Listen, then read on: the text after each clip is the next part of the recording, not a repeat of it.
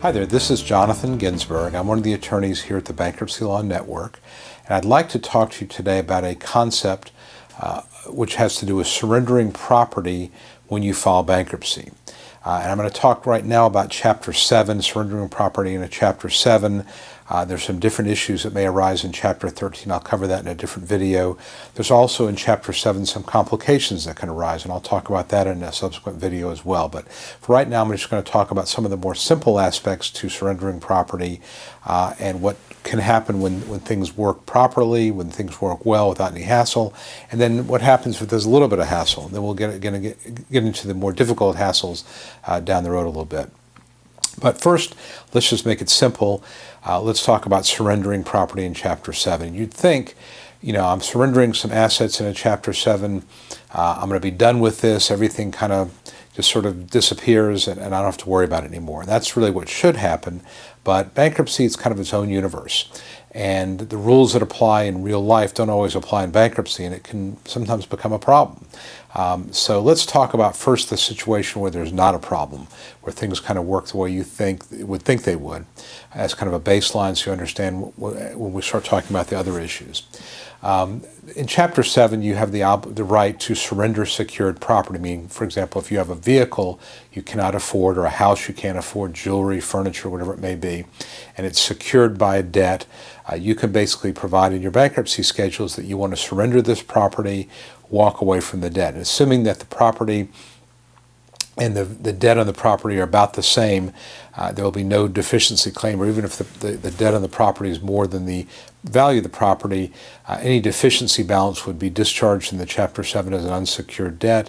You file bankruptcy, say I want to surrender the house, surrender the vehicle, furniture, whatever it may be, and the trustee will abandon interest. There's no assets for the trustee to administer because there's no equity in the property.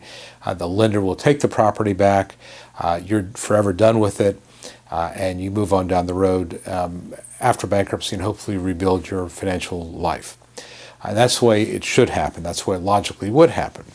But again, it doesn't always happen that way. So a second scenario might be a situation where you have a little bit of equity in your property that you want to surrender. So, for example, you've got a vehicle that's worth, say, $15,000. You owe $10,000 on it. Or let's say the vehicle is worth $20,000. You owe $10,000. Make it a little bit more extreme. In that situation, there is $10,000 of equity that now belongs to your bankruptcy estate, and that's what the trustee in Chapter 7 is going to deal with. And what the trustee would do is say, well, there's equity here. I'm going to take an interest in that equity, and I'm going to sell that property. Now, if you have exemptions available, you can claim those exemptions and you'll get money back. So, for example, if you have, I practice in Georgia where there's a vehicle exemption currently of $3,500. You file Chapter 7 and you've got, let's say, $5,000 or $10,000 of equity. $3,500 is now claimed as exempt. And when the vehicle is sold, you'll get a check back for that equity, for that exempt equity, which is a good thing. Let's assume there's no exemptions that are available. In such a case, the trustee will go ahead and sell the property or move to sell the property, liquidate some cash, and it may be $10,000, $5,000, $20,000, whatever the case may be. And then the trustee will go ahead and send out notices to all creditors, go ahead and file your claims. And then the trustee will then distribute that property out to the creditors. The trustee will also take a fee for himself or herself for administering all this. And the case may actually remain open for months or even years. So I've had situations where a client of mine surrendered property in a bankruptcy. There was, let's say, some equity there, and the case went on for 2 or 3 years while the trustee was going through all the permutations of getting notice to appropriate parties, setting dates for filing claims, and so forth. And over the course of the next couple of years, this property was eventually sold and liquidated.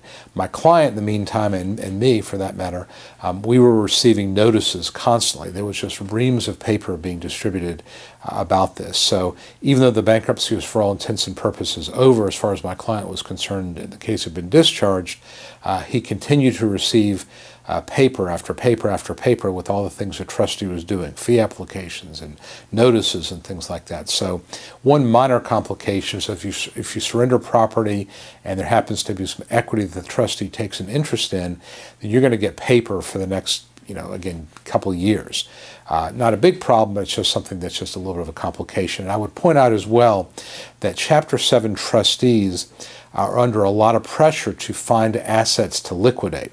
And that's because the way the law has been written, Chapter 7 trustees get paid, I think it's like $60 a case for a no-asset case. And I think that's been the same, since like 1994.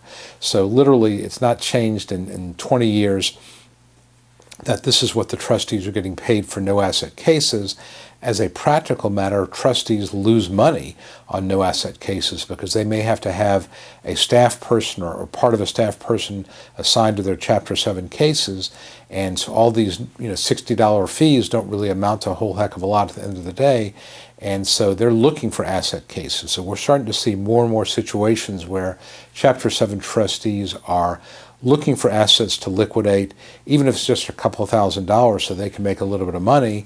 And of course, it's causing all this wasted paper and a lot of headaches for everybody. Although, again, for the most part, debtors are not really too inconvenienced, other than the fact that their case remains technically open for the liquidation for up to, again, 2-3 years sometimes. So that is these are the simple issues that happen with surrender. And again, you can see even a not so complicated problem becomes a little more of a headache just because of all the paper that's being generated.